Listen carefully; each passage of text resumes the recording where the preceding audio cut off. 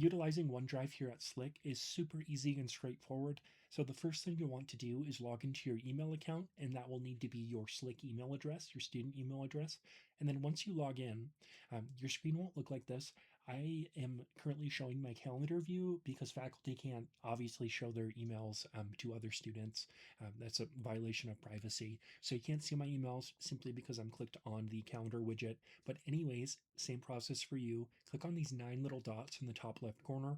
And then once you hit those 9 dots, what you'll do is you'll click OneDrive, and OneDrive will open in a new window, and you'll be able to create folders, subfolders within those folders, really organize it how you see fit as if it were a computer, but just online.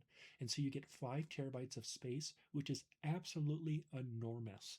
That is more than your whole entire lifetime that your digital footprint will expand. So please make sure to use that. It is completely free. All right.